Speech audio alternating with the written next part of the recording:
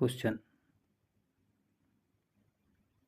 Entomology की कुछ most important question है।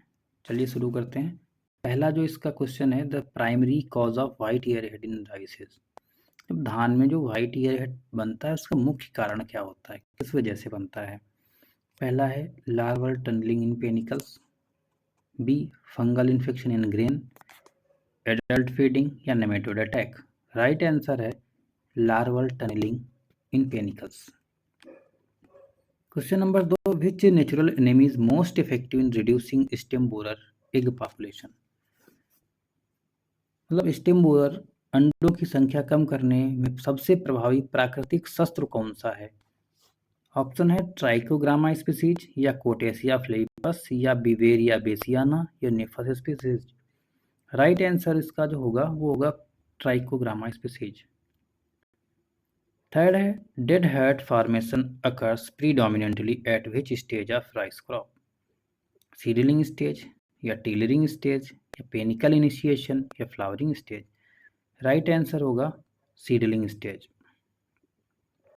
विच biochemical mechanism allow stem borer larva to survive inside rice stem.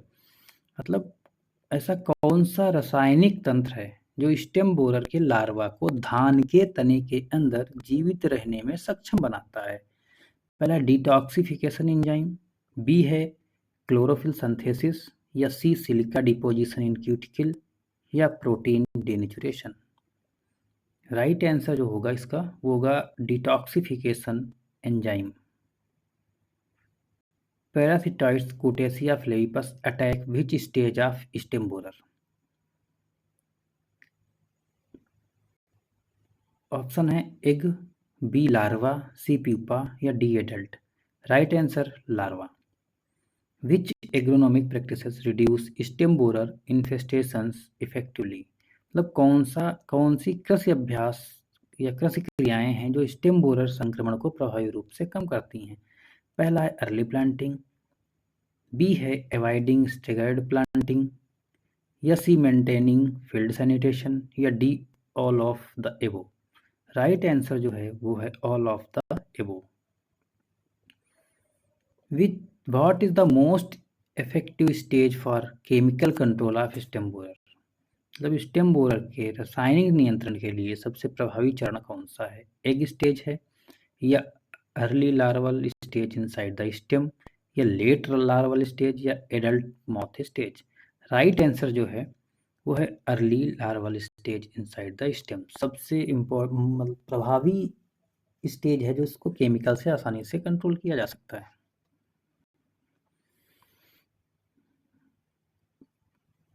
Which question number 8 है which systemic insecticide is widely recommended for stem borer management.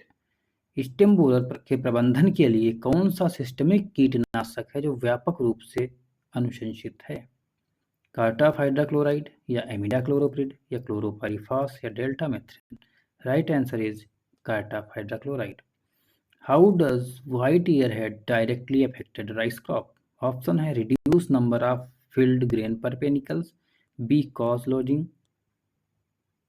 या promote fungal disease या increase tiller number. Right answer is reduce number of filled grain per panicles. 10 है the migratory behaviour of stem borer moth is influenced by. मतलब जो stem borer moth है उस प्रभावित गतिविधियां किससे प्रभावित होती हैं। तापमान, हवा की दिशा से या मिट्टी के पीएच से या खेत में नमी का स्तर से या नाइट्रोजन की कमी से, मतलब नाइट्रोजन की मात्रा से। तो राइट आंसर जो है वो होगा टेम्परेचर एंड विंड डायरेक्शन, यानी तापमान और हवा की दिशा दोनों। 11 नंबर है which resistant rice variety is effective against Scirpophaga incertulas. मतलब इस स्क्रिपोफेगा इंसेटुला के खिलाफ कौन सी प्रतिरोधी धान की किस्म प्रभावी है। ऑप्शन है स्वर्णा, IRS 64, जया या ये सभी। तो राइट आंसर है ऑल ऑफ द एबो, उपरोक्त सभी।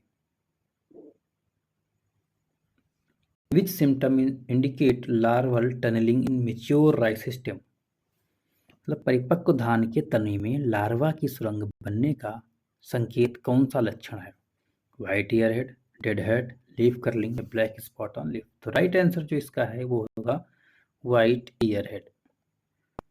13 क्वेश्चन नंबर है, Beauveria bassiana is used in stem borer management as egg parasitoids, entomopathogenic fungus, या प्रीडेटरी बीटल, या लार्वल पैरासिटॉइड्स। राइट आंसर जो है इसका होगा एंटोमोपैथोनिक फंगस।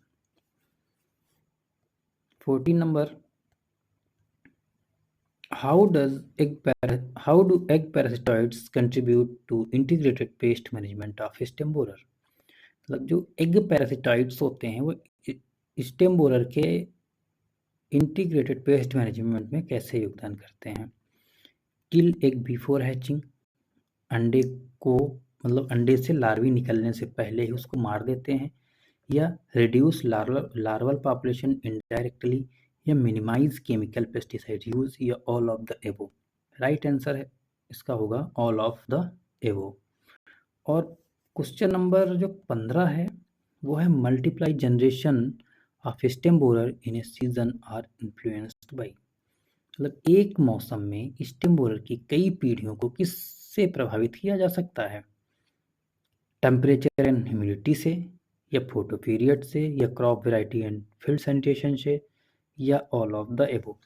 इस क्वेश्चन का आंसर आप लोग देंगे, बताएंगे इसका सही आंसर कौन सा है।